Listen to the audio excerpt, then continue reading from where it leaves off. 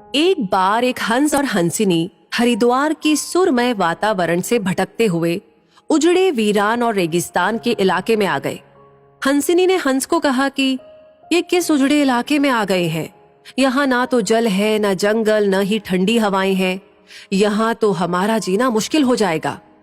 भटकते भटकते शाम हो गई तो हंस ने हंसिनी से कहा कि किसी तरह आज की रात बिता लो, सुबह हम लोग हरिद्वार लौट चलेंगे।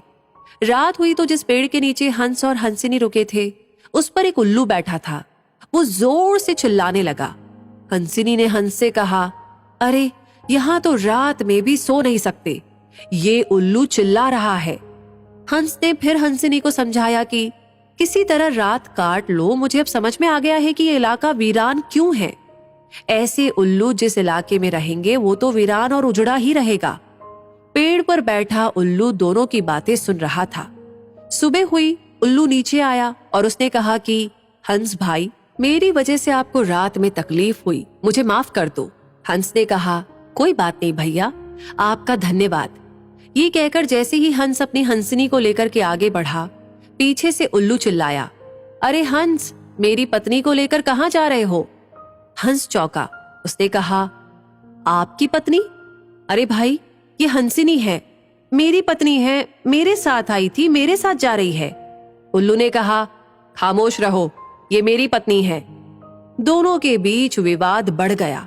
पूरे इलाके के लोग एकत्र हो गए। कई गांवों की जनता बैठी, पंचायत बुलाई गई, पंच लोग भी आ गए।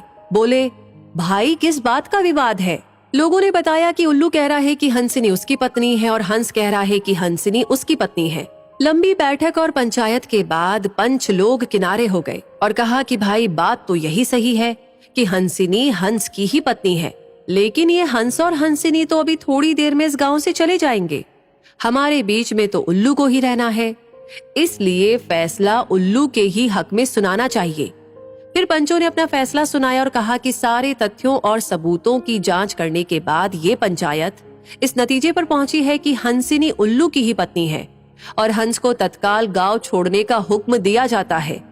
ये सुनते ही हंस हैरान हो गया और रोने, चीखने और चिल्लाने लगा कि पंचायत ने गलत फैसला सुनाया, उल्लू ने मेरी पत्नी ले ली।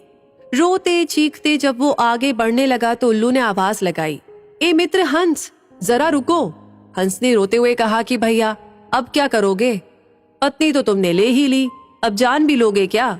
उल्लू ने कहा, नहीं मित्र, ये हंसिनी आप ही की पत्नी है और हमेशा रहेगी। लेकिन कल रात जब मैं चिल्ला रहा था तो आपने अपनी पत्नी से कहा था कि ये इलाका उजड़ा और वीरान इसलिए है क्योंकि यहाँ उल्लू रहता है। मित्र, ये इलाका उजड़ा और वीरान इसलिए नहीं है कि यहाँ उल्लू रहता है। ये इलाका उजड़ा और वीरान इसलिए है क्योंकि यहाँ पर ऐसे पंच रहते हैं जो उल्लुओं के हक में फैसला सुनाते हैं। शायद 65 साल की आजादी के बाद में भी हमारे देश की इस बुरी दशा का मूल कारण यही है कि हमने उम्मीदवार की योग्यता न देखते हुए हमेशा ये हमारी जाति का है, ये हमारी पार्टी का है, इसके आधार पर अपना फैसला उल्लुओं के ही पक्ष में सुनाया है। देश की बदहाली और बुरी हालत के लिए कहीं ना कहीं हम भी जिम्मेदार हैं। तो दोस्तों, इस कहानी के बारे में सुनकर आपको क्या लगता है कमेंट सेक्शन में लिख करके जरूर बताएं। लाइक ऑलरेडी कर दिया है तो शेयर करना ना भूलें और हमेशा ऐसी कहानियों के लिए, इंस्पायरिंग कहानियों के लिए हमारे पेज को फॉलो करें। मिलेंगे बहुत जल्दी ही, तब तक के लिए आपसे कहूंगी धन्यवाद।